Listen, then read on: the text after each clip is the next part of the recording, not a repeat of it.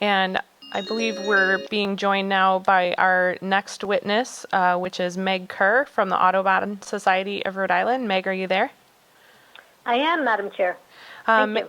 Meg, thank you for joining us. I believe you know that we are hearing testimony from all of the bills at once. So if you want to go ahead and provide your testimony to the bills that are on the agenda tonight. Absolutely. Thank you very much, Madam Chair, members of the committee.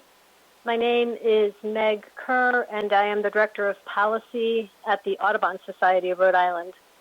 I wanted to start by speaking in support of S37, 38, and 155.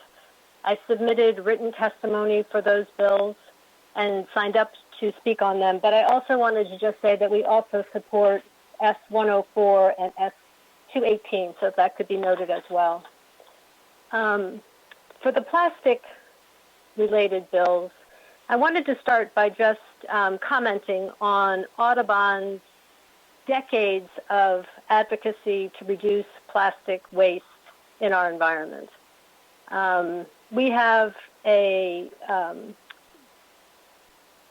policy of single-use, use and dispose of all the plastic, and the plastic in the environment harms birds and other wildlife, which our members care passionately about.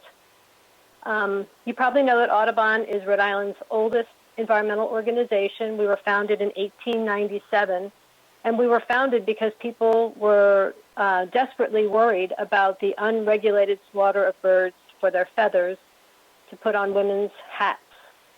And the passion for birds is what connects the members of Audubon. They care a lot about birds.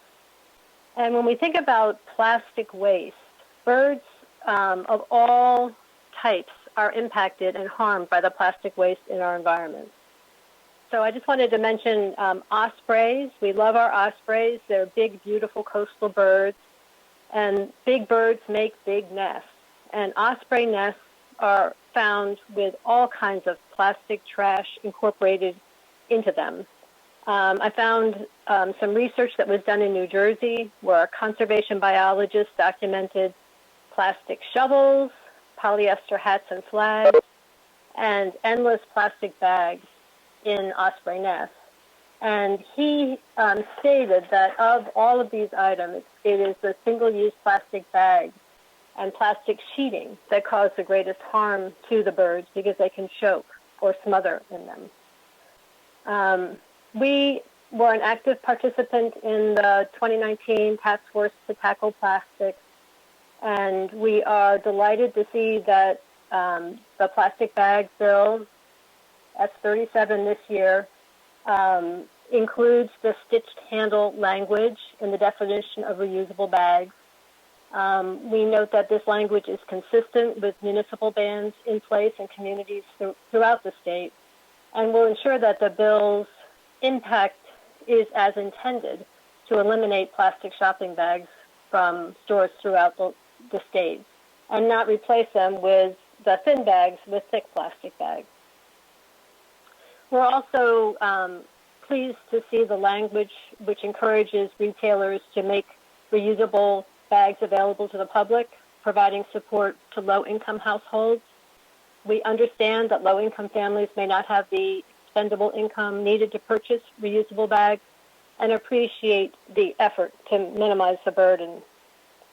And finally, in the plastic bag bill, in the past, we'd heard that from municipalities who are concerned about the cost of enforcing the law, and thank the Senate President and the sponsors for ensuring that any penalties collected are retained by the municipality to help them offset the cost of implementing the law. On S38, the balloon ban, I've said about the impacts of plastic waste on birds, and as the Chair Sosnowski said, and as previous folks who testified had said, balloons have a huge impact on birds and wildlife, and there are just way too many of them in the environment. And on the straw bill, S155, the one thing I wanted to bring up is that at one of the previous hearings on this bill, we heard from concerns that some of the large drinks, particularly in movies, that they would need to use large plastic straws. And I just wanted to point out that chain theaters in other states, including Texas, that are banning plastic straws have replaced them with corn-based biodegradable alternatives. So there are ways to still provide a straw in a large movie drink if that's what you need to do. Thank you for the opportunity to testify, and I'm happy to take any questions. Thank you, Meg. I appreciate your testimony and your focus on the stitch-handled language, which has come up a lot tonight, also reminded me that I also wanted to thank Chairwoman Coyne for her work on this bill, because as her and I worked closely on this bill for the past couple of years with the Senate President, and I know the community she represents in Barrington was ahead of the curve on this issue in particular, and Chairwoman Coyne was really instrumental in making sure that we had the strongest possible language. So I wanted to acknowledge that as well. Thank you very much. And are there any questions for this witness? Yes, Chairwoman, I have a question. Go ahead, Senator Valverde. Thank you. Really, actually, more of a comment. Thank you, Meg, for your testimony, and thank you for talking about the effects that those single-use plastic bags have on the osprey nests. That is not something that I'd heard before, and I guess just when you think that you have heard all of the negative effects that single-use plastic bags can have on, our environment and our health, something else comes along. So I think that was valuable testimony as well. So thank you. Thank you, Senator. Are there any other questions? Okay. And moving on to our next witness.